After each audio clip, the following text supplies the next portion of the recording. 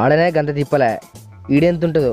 ఆడంటే Jessie పొర దెబ్బలు తెంగిన కానీ చక్కగా పిల్లర్ గుద్దితే డాక్టర్ గుంజుకుంటాడు.